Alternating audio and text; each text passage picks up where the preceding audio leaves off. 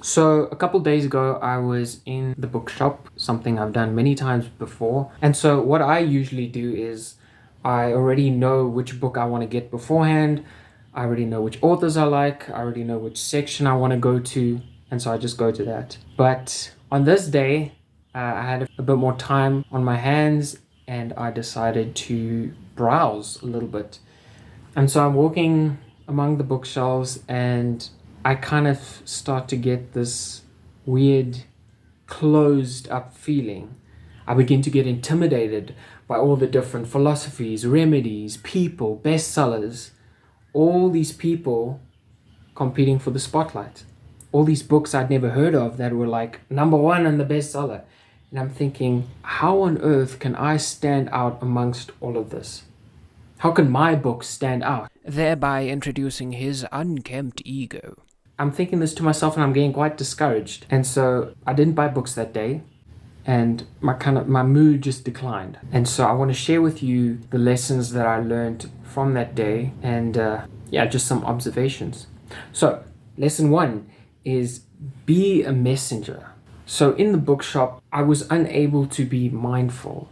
I was unable to just take it all in, actually look at the books and say, wow, that's a nice book, that's a great plot. I was always comparing it to my own books. Let me just close my cupboard. Anyways, as I was saying, I was in my own head. I wasn't able to just appreciate what was around me. The desire for recognition kills your creativity. And the ironic thing is that you won't get recognition in the first place if you have this greedy, self-seeking mindset.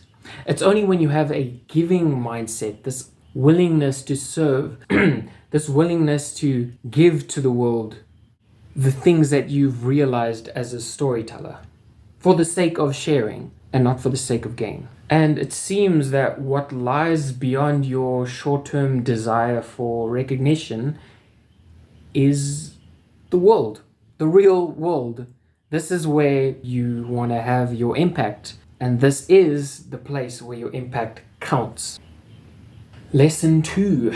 Your job as an author is to reflect the world back to itself in a clearer way. So like the most seemingly ordinary things, if they are clarified properly, can act basically as a revelation to the world, which is pretty cool. So then you don't have to act as this walking machine of insight and new thought just for the sake of oohs and ahs from your audience. You can just say, I'm a guy or a girl and I'm here to observe. I'm here to open my eyes and see the world.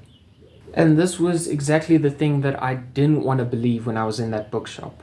I didn't want to believe that we're all here to offer our own perspective, but ultimately, we are led to lesson 3. Originality in its ultimate form is isolation. I'll repeat that again. Originality in its ultimate form is isolation.